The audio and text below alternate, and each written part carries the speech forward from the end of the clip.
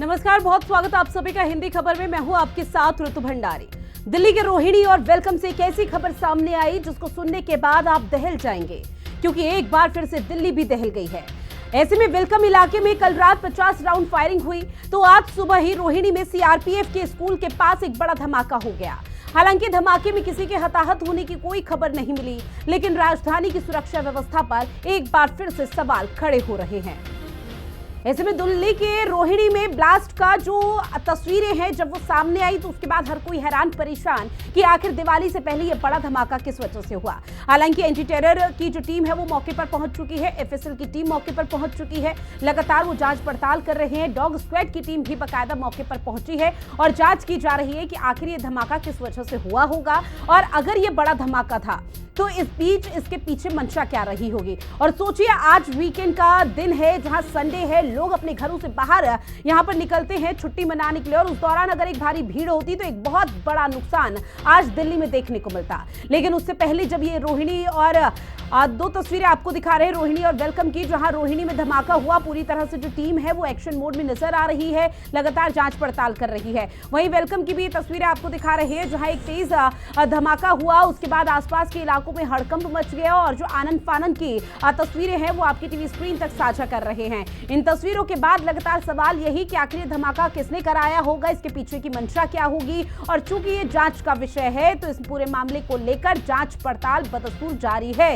इंतजार यही किया जा रहा है कि इस धमाके के पीछे आखिर क्या वाकई किसी की साजिश है या इसके तार कहीं से जुड़े हुए हैं, उसको लेकर किस तरह की चीजें क्लियर होती है। ये 5 तस्वीरें भी देखिए इस पूरे धमाके से जुड़ी हुई, इस पूरे मामले से जुड़ी हुई, जहां दिल्ली के 2 इलाकों में तेज धमाका हो जाता है। उस दौरान पूरे इलाके में भगदड़ की स्थिति मच जाती है। धमाके के बाद पूरी तरफ से चारों तरफ धुआं धुआं हो जाता है, जहां पर सूचना मिलते ही जो जांच टीम है वो मौके पर पहुंचती है, चाहे डॉग स्क्वाड टीम हो, एफएसएल टीम हो या फिर एंटी टेरर टीम हो, वो भी मौके पर पहुंची। इस पूरे मामले को लेकर जांच पड़ताल की जा रही है। विस्फोट के बाद अफरा तफरी मच गई और अंत में सवाल यही कि आखिर धमाके का सच क्या है। ऐसे में हिंदी खबर की भी सवाल, दिल्ली की सुरक्षा का जिम्मा आखिर किसका है? अगर इस तरह की घटनाओं के मामलों की पुनरावृत्ति होती है तो कौन जिम्मेदारी लेगा?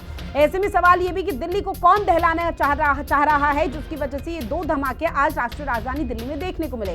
राजधानी में ब्लास्ट का जिम्मेदार कौन, ये भी सवाल लगातार रह रहकर उठ रहा है। और ये सीधी तस्वीर आपको दिखा रहे हैं जहां डॉग स्क्वाड की टीम मौके पर पहुंचकर, हालांकि यहां पर यह कहा जा रहा है कि जब ये धमाका हुआ उसके बाद कई वहां पर दीवारें हैं जहां पर चारों तरफ धुआं धुआं हो गया था, वहां पर बकायदा एक सफेद पाउडर पाया गया है। उस सफेद पाउडर के आधार पर इस जांच पड़ताल को और तेज किया जा रहा है, और उसी के आधार पर यह खोजबीन और जांच की जा रही है कि ये सफेद पाउडर आखिर किस बम से रिलेट है। और ऐसे में जब ये सफेद पाउडर की जांच पड़ताल की जा रही है तो उस दौरान इंतजार यही कि शायद आने वाले समय में धीरे धीरे कई ऐसे महत्वपूर्ण सवाल जो लगातार हर किसी के जहन में रह रहकर इस पूरे मामले से, इस पूरे धमाके से जुड़ते हुए नजर आ रहे हैं, उसको लेकर किस तरह से चीजें क्लियर हो पाती है। तो दिल्ली के प्रशांत विहार, रोहिणी और वेलकम में जो धमाका हुआ उसके बाद जो तस्वीरें थी वो बेहद ही यहाँ पर चिंतन की सामने आई है। हमारे साथ दिनेश अछवान जी जुड़ गए हैं जो कि बीजेपी के नेता हैं। सर, बहुत स्वागत करती हूँ हिंदी खबर में आपका। ऐसे में दिल्ली के प्रशांत विहार इलाके में जो हुआ, रोहिणी वेलकम में जो हुआ, उसको लेकर आपको क्या लग पा रहा है कि क्या किसी की साजिश होगी या ये बड़ा धमाका आखिर हो कैसे गया? देखिए, ये तो जांच का विषय है कि ये धमाका किसने किया है और क्यों, उसके पीछे क्या वजह है। क्योंकि तमाम एजेंसियां वहां पहुंच चुकी है, दिल्ली पुलिस को लेकर एनएसजी, एफएसएल, सभी एजेंसियां वहां पर अभी जांच कर रही है, और जांच के बाद निश्चित रूप से कुछ ना कुछ तो सामने आएगा ही कि ये किसकी साजिश है, कौन दिल्ली को इस त्योहार के टाइम पर बहलाना चाहता है, कौन दिल्ली को डराना चाहता है। तो ये एक जांच का विषय है, निश्चित तौर पर जांच का विषय है, जांच पड़ताल हो रही है, तमाम टीमें जो मौके पर थी वो पहुंच चुकी है और जांच की जा रही है। लेकिन अब कानून व्यवस्था को लेकर सवाल उठने लगे हैं कि क्या इस तरह से जो पुलिस प्रशासन था या फोर्स थी वो इस तरह से टाइट की गई थी जो यहाँ पर दिन दहाड़े इस तरह की घटना घटित हो जाती है? देखिए, ये घटना के पीछे कौन मुख्य साजिश करता है इसका तो निश्चित रूप से एक दिन पता लग ही जाएगा। लेकिन जो अब जो कानून व्यवस्था है वो पहले से बहुत अधिक अच्छी है। एक समय होता था कि हम कहीं डीटीसी की बस में या सर रेलवे प्लीज में सर, कहीं माफी पर के भी अगर साथ सफर कर विनम्र रहे होते थे निवेदन, पहले तो के हर समय क्या होता था क्या नहीं होता था उसका बखान मत मैं कीजिए, ऋतु अभी जी, का बताइए। ऋतु जी अभी मेरी बात अगर तो इतनी पूरी ही होने अच्छी दीजिए। कानून मैं व्यवस्था है तो इस तरह का बड़ा धमाका आखिर राष्ट्रीय राजधानी दिल्ली में वही कैसे हो बता रहा हूं गया? आपको कि तुलना में आप शायद अंदाजा भी नहीं लगा मैं सकते वही कि कह रहा हूं भीड़ कि भाड़ वाला राजधानी के अगर तमाम इलाका बाजार होता, में वहां इस तरह हर का बस पे घटनाक्रम हर घटित जगह एक होता लेबल तो लिखा कितना होता था बड़ा कि नुकसान आज अपनी दिल्ली सीट के वासियों में नीचे हो देख पाता। लीजिए कहीं लावारिस वस्तु बम हो सकती है। हाँ। मैं वही बोल रहा हूँ कि लावारिस वस्तु बम हो सकती है, इस तरह के लेबल लगे होते थे।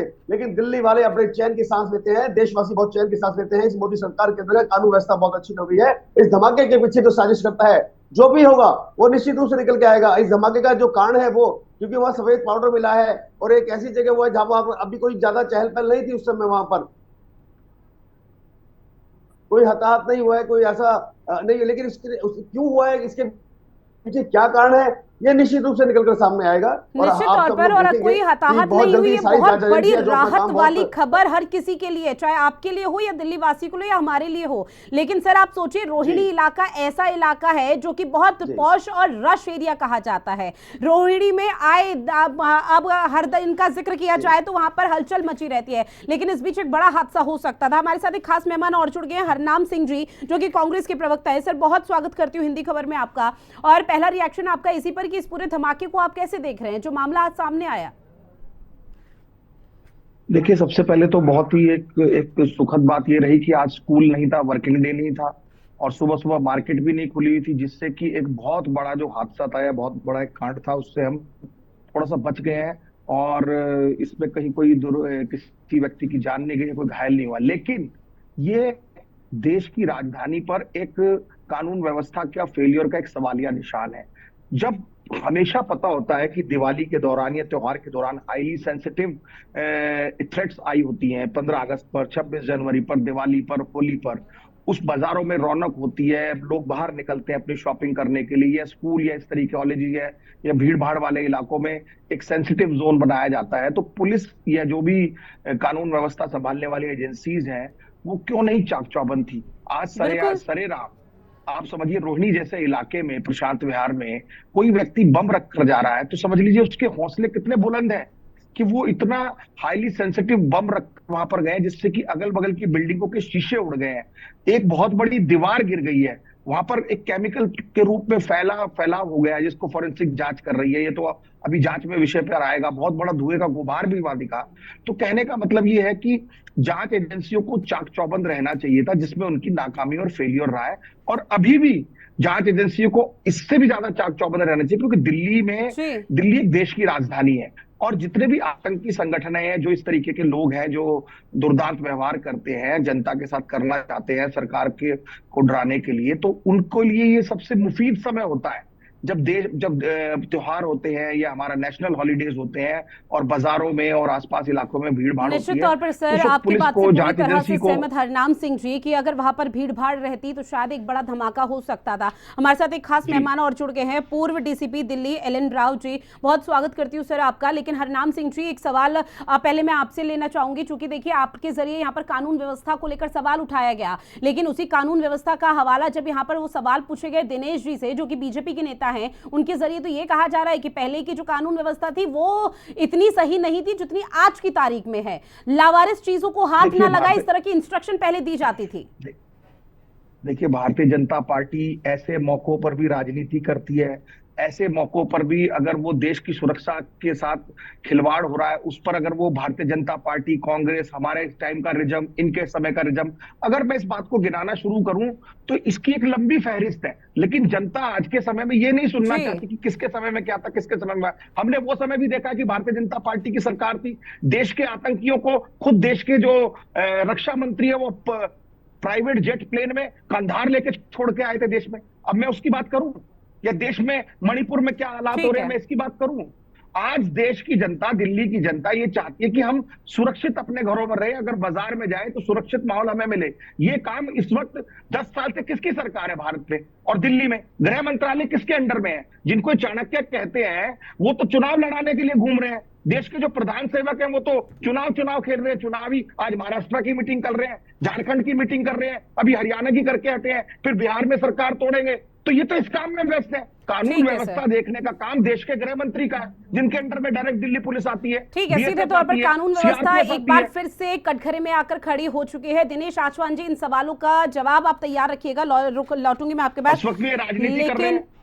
हमारे साथ आम आदमी पार्टी की प्रवक्ता कविता जी भी जुड़ चुकी हैं, बबीता जी भी जुड़ चुके हैं, माफ कीजिएगा। बबीता जी, बहुत स्वागत करती हूँ हिंदी खबर में आपका। और चूंकि देखिए बबीता जी, जो एक बड़ा धमाका हुआ उसके बाद से लगातार कई तरह के सवाल उठ रहे हैं। आखिर किसकी साजिश हो सकती है, क्या मंशा इस पूरे धमाके के साथ हो सकती है, किसके तार यहाँ पर जुड़े हुए। लेकिन आम आदमी पार्टी का भी परसेप्शन क्या है इस पूरे मामले पर? ये सीधा सीधा दिल्ली पुलिस की नाकामी को दिखाता है कि किस तरीके से त्योहार के आसपास इस तरह की बम धमाके हो रहे हैं। और ये दिल्ली सरकार को बदनाम करने की साजिश भी हो सकती है, क्योंकि जो पुलिस और सिक्योरिटी की रिस्पॉन्सिबिलिटी है वो सेंट्रल गवर्नमेंट की, होम मिनिस्ट्री के अंदर आती है। तो उनकी जिम्मेवारी बनती है कि हर जगह सिक्योरिटी और सेफ्टी को इंश्योर किया जाए, और दिल्ली पुलिस को इस बारे में कड़े से कड़े कदम उठाने चाहिए। ये एक स्कूल के पास हादसा हुआ है, आज तो शुक्र है कि छुट्टी थी, या अगर ये वर्किंग डे होता, स्कूल की छुट्टी नहीं होती, तो कितनी बड़ा नुकसान हो सकता था, बच्चों के लिए कितना अनसेफ था स्कूल जाना। और इतनी बड़ी मिस हैपनिंग हुई है, आसपास की जो दुकानें हैं उन पे भी इतना नुकसान हुआ है, और गाड़ियों के भी शीशे टूट गए हैं। तो इतनी बड़ी मिस हैपनिंग हो सकती थी ये, इसको रोकने के लिए पुलिस को बड़े से बड़े कदम उठाने चाहिए। निश्चित तौर पर पुलिस प्रशासन को कई बड़े एक्शन और कदम उठाने चाहिए। हालांकि जांच का विषय है और जांच पड़ताल लगातार इस पूरे मामले पर की जा रही है। राव साहब, आपका रुख करते हुए सर, आपसे समझने की कोशिश, इस पूरे मामले को आप कैसे देख रहे हैं और कैसे समझ पा रहे हैं? क्योंकि वाकई में अगर आज भीड़ वहां पर होती, लोग अपने घरों से बाहर निकल रहे होते, तो शायद एक बड़ा हादसा हो सकता था। जी रितु जी, सबको नमस्कार। और ये बहुत ही वास्तव में ही एक सीरियस इंसिडेंट है दिल्ली के लिए, और खास तौर से ऐसे मौके पर जबकि अभी त्योहार शुरू होने वाले हैं, और उससे पहले ऐसा इंसिडेंट होना एक चेतावनी देता है हमारे देश की सुरक्षा एजेंसियों को, हमारे खास तौर से दिल्ली पुलिस को, और ताकि ऐसा ये अलर्टनेस में रहे। मैं एक बात बता दूं, अभी पिछले 10 साल से ऐसा कोई इंसिडेंट दिल्ली में हुआ नहीं था। 2012 के बाद ऐसा कोई इंसिडेंट नहीं हुआ था। 2012 में लास्ट हुआ था दिल्ली हाई कोर्ट में। उसके बाद से ये सारा मामला शांत था, जैसे कहते हैं ना, एकदम लल, इसे इंग्लिश में कहते हैं। तो ये जो इसके इतने दिनों बाद अगर ये कोई इंसिडेंट हुआ, तो डेफिनेटली आतंकवादियों की कोई प्लानिंग सीरियस हो सकती है।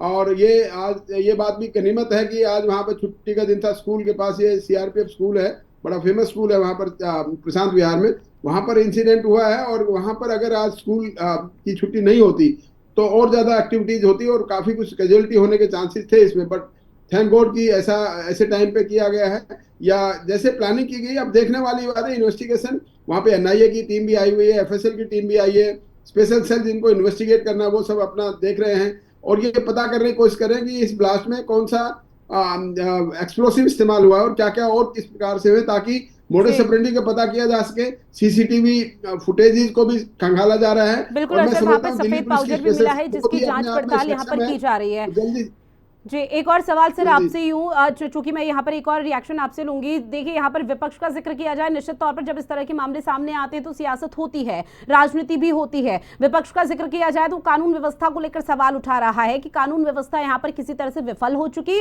जिसकी वजह से ये बड़ा घटनाक्रम हुआ। लेकिन इस बीच अगर समझने की कोशिश, धरातल पर जो प्रशासनिक अमला वहां पर मौजूद है, एफएसएल टीम और एंटी टेरर टीम, इसके साथ ही डॉग स्क्वाड, स्थानीय पुलिस प्रशासन, उनके सामने इस वक्त कितनी बड़ी चुनौती?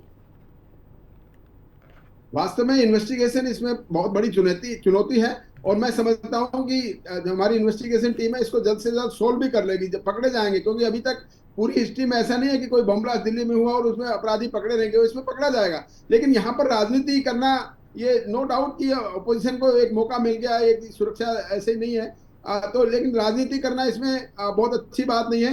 ये सारी सुरक्षा सबकी जिम्मेवारी है, हमारे लोगों की भी जिम्मेवारी है, पब्लिक के लोगों की भी जिम्मेवारी है। ऐसी कोई लावारिस चीज कहीं मिले तो उसको पुलिस को बताएं, क्योंकि पुलिस तो हर जगह प्रेजेंट तो हो नहीं सकती। हाँ, इसमें अपनी इंटेलिजेंस नेटवर्क का पुलिस को और ज्यादा एक्टिवेट करना पड़ेगा, खास तौर से दिवाली के टाइम पर। कोई भी भीड़ भाड़ इतनी रहेगी मार्केट्स में, वहां पर कोई ऐसी इंसिडेंट ना हो जाए जैसे 2004 में दिवाली के टाइम पे हुई थी, वहां बहुत ही ज्यादा नुकसान हो गया था लोगों का। तो यहाँ पर इंपॉर्टेंट बात यह है कि हर एक पुलिस स्टेशन एरिया में, सभी पुलिस स्टेशन को अलर्ट मोड पे रहना पड़ेगा ताकि ऐसी कोई बात आगे ना हो। और ठीक है। इसको केस को वर्कआउट करना बहुत जरूरी, ताकि ये गैंग अगर नहीं पकड़ा गया तो आगे कुछ भी ये बिल्कुल इस तरह के घटनाक्रमों की वरना आगे आने वाले समय में पुनरावृत्ति हो सकती है, उसके लिए सचेत रहने की बेहद जरूरत है। ऐसे में दिनेश जी, आपका रुख करते हुए लगातार आम आदमी पार्टी के जरिए, ऐसे में कांग्रेस के जरिए आप लोगों पर सवाल उठाए जा रहे हैं। सवाल ये भी पूछा जा रहा है, जब पिछले कई समय से लगातार स्कूलों को, एयरपोर्ट्स को, अस्पताल को बम से उड़ाने की धमकी दी जा रही थी, उसके बाद भी किसी तरह से कानून व्यवस्था इतनी दुरुस्त नहीं हो पाई, जिसकी वजह से एक बड़ा घटनाक्रम आज हुआ। भारत अब वो पुराना भारत नहीं है जो लगातार हाईजैकिंग पर आतंकवादियों को छोड़ा जाता था। भारत अब वो पुराना भारत नहीं है, अब वो भारत है, नया भारत है, जो पड़ोसियों आतंकवादियों की आंख में आंख देकर, पड़ोसी दुश्मन की आंखों में आंख देखकर उनसे बात करता है। वो भारत नहीं है जो झुककर सलाम करता था। अब जो भारत है घर में घुस के मारता है, ये वो भारत है। मुझे अपनी सुरक्षा एजेंसियों पर, मुझे अपने सैन्य कर्मियों पर बहुत नाज है, मेरे को उन पर गर्व होता है। और जो सवाल उठाने वाले हैं वो भारत की उस सैन्य कर्मियों पर सवाल उठाने वाले लोग हैं जो एयर स्ट्राइक पर भी सवाल उठाते थे, चाइना के सर अब मामला क्या है और किस मामले को कहां से कहां तक ले गए? ठीक है, आपकी बात सही हो सकती है एक पल के लिए, लेकिन बात कानून व्यवस्था की हो रही है, कानून व्यवस्था को लेकर सवाल उठाए जा रहे हैं। अगर आपकी कानून व्यवस्था इतनी ही दुरुस्त, इतनी ही मुस्तैद है, तो कैसे ये घटनाक्रम घटित हो गया? नहीं, ये घटनाक्रम घटित हो गया, इसके लिए तो जांच होगी। मैं आपको बता रहा हूँ निश्चित रूप से, कोई आज तक बचा नहीं है। ये नरेंद्र मोदी जी की सरकार है, कोई आज तक बचा नहीं है, कोई ना बचेगा। ये तो निश्चित रूप से आप देख लेना कि इसको आप बहुत जल्दी इसको आप सोल्व करेंगे। जैसे कि अभी राव साहब ने बताया है कि दिल्ली की जो कोई अगर घटना घटी है तो ऐसा कोई नहीं है कि जो आजकल बचा हो। लेकिन जो सवाल उठा रहे हैं, मैं उनसे कहता हूं कि मेरे को आज भी अपने सैन्य कर्मी पर, मुझे अपने भारत के सिपाहियों पर, उन पर पूरा भरोसा है और गर्व है उन पर। ये जो सवाल उठाने वाले, जो उनके हमेशा सैन्य शौर्य पर सवाल उठाते हैं, उनके सर्जिकल स्ट्राइक पर सवाल उठाते हैं, ये वो लोग हैं विपक्षी जिनकी पार्टियों ने कभी कोई काम नहीं किया 70 साल से, जो दुश्मन को हमेशा नतमस्तक होकर प्रणाम करते थे। लेकिन आज का जो भारत है, आंख में आंख मिलाकर बात करता है, घर में घुसकर मारता है। तो ठीक है, हरनाम जी जवाब दीजिए। आपको थोड़ी हंसी आ रही है? पूरा देश आप पर इस वक्त हंस रहा होगा आपकी बात सुनकर, भाजपा के प्रवक्ता को। अरे भैया, दिल्ली में बम ब्लास्ट हो गया है, आप मोदी जी की तरह भाषण दिए जा रहे हैं, भाषण दिए जा रहे हैं। आप ही की सरकार है, आप ही से सवाल करे जाएंगे। और दिनेश जी बीच में नहीं सर, आपने जो सवाल उठाए, जो बातें की, अब उसका जवाब हरनाम सिंह जी दे रहे हैं, अब सुन लीजिए। इतनी कोताही क्यों करी गई? आज हादसा बच गया तो इसका मतलब ये नहीं है कि आगे हादसा नहीं हो सकता। सुरक्षा एजेंसियों की इससे बहुत बड़ी चूक हुई है, इस पर उससे सवाल करने पड़ेंगे। आपके गृह मंत्री से सवाल करने पड़ेंगे, जो पूरे दिन इसी काम में लगे रहते, कैसे दूसरी सरकार तोड़ी जाए, कैसे विपक्षियों को अंदर करा जाए, कैसे सरकार बनाई जाए, जिसका काम सुरक्षा एजेंसियों को चाक चौबंद रखना है, वो भी त्योहारों के समय में। उस वक्त आप अपने नेताओं की बड़ाई कर रहे हैं, 70 साल गा रहे हैं, कभी हिंदू मुस्लिम गा रहे हैं, कभी जाति के नाम पर कर रहे हैं। जिस काम के लिए देश की जनता ने आपको चुना, दिल्ली की जनता ने चुना है, आप ये समझिए। हरनाम सिंह जी जरूरी नहीं कि अगर डिबेट हो रही है, चर्चा हो रही है, तो आप हर पॉइंट पर अपना रिएक्शन दें।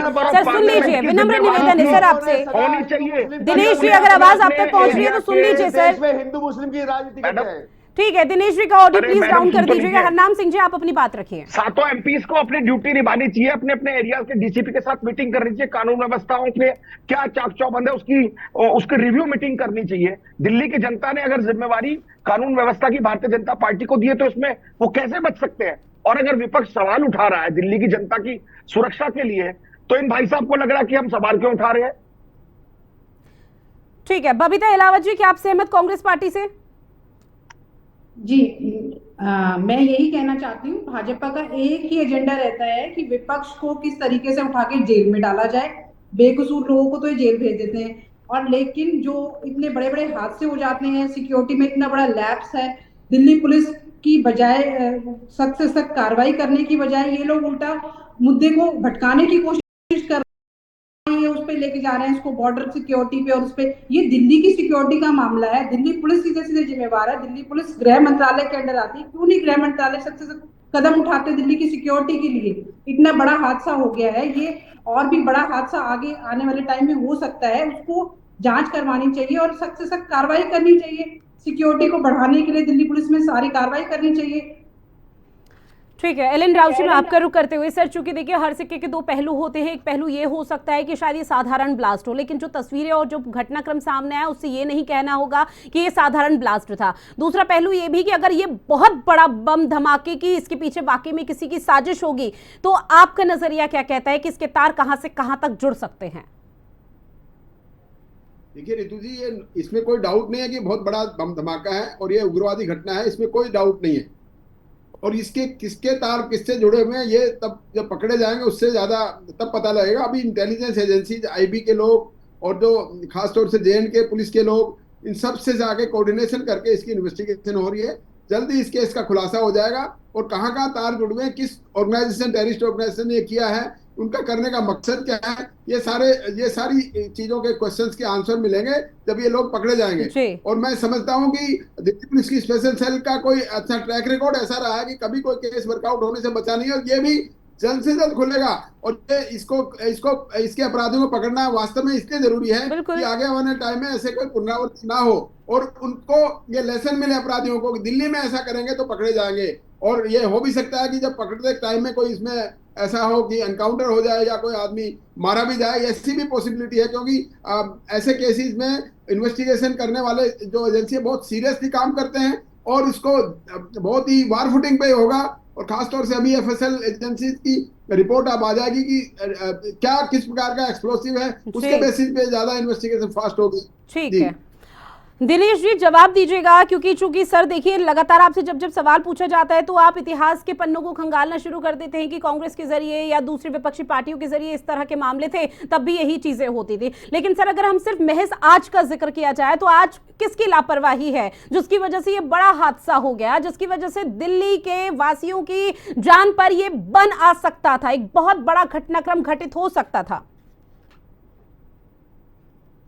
नहीं, लापरवाही तो नहीं है इसमें, लेकिन यही है कि जो साजिश करता है वो अपनी साजिश में सफल हुए। एक ये बड़ा धमाका हो सकता था, इसमें लोग हताहत भी हो सकते थे, लेकिन ये एक सौभाग्य का, दिल्ली के लिए बहुत सौभाग्य का दिन है कि कोई हताहत नहीं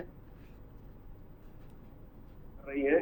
तो इसमें जितने भी ये जांच एजेंसी NSG है ना, ये FSL, जितनी भी जांच एजेंसी है यहाँ पे अपना जो काम करेंगे तो निश्चित रूप से तो निकाल के लाएंगे। जैसे कि राव साहब बोल रहे हैं कि अगर इसमें कोई घटनाक्रम आ गया, कोई सामने आ गया और कोई एनकाउंटर भी हो गया, तो मैं बोल रहा हूं कि यही विपक्षी जांच एजेंसियों के ऊपर सवाल उठाएंगी, ये पूछेंगे कि इसमें एनकाउंटर क्यों हो गया अब इनका, और उसमें भी जाति धर्म को लेके आ जाएंगे। जिस प्रकार से अभी हरनाम जी निकाल के रहे थे, हिंदू मुस्लिम कर रहे थे, और अभी बबीता जी कह रही थी कि ये जो शराब के दलालों को तो शराब के उसमें अंदर कर दिया है, जेल के अंदर डाल दिया है, तो इनको कब डालेंगे?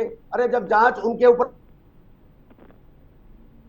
लॉटरी बबीता जी आपके पास, तो ये तो निश्चित रूप से जो कानून के दायरे में आएगा वो अंदर जाएगा।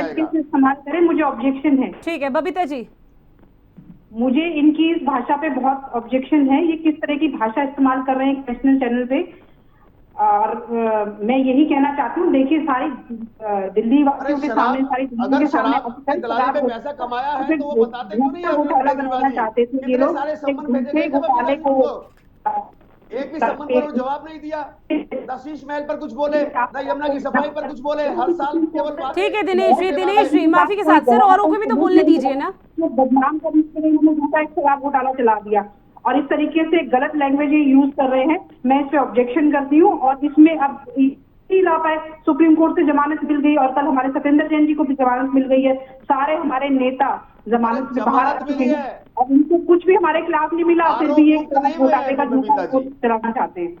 ठीक है नाम सिंह जी आपका रुख करते हुए, चूंकि देखिए लगातार बीजेपी का यही कहना है चाहे कुछ भी हो जाए, घटनाक्रम को लेकर जांच पड़ताल चल रही है और जांच पड़ताल में जो भी होगा वो सबके सामने रहेगा और इस बीच जो भी दोषी होगा उसका इनकाउंटर भी कर दिया जाएगा। लेकिन बाद में आप लोग सवाल मत उठाइएगा। देखिए ऐसा है कि कांग्रेस पार्टी तो एक जिम्मेवार पार्टी है। हमेशा हमने देश की सुरक्षा के लिए, एकता अखंडता के लिए, हमारे तो दो प्रधानमंत्रियों ने अपनी शहादत दी है।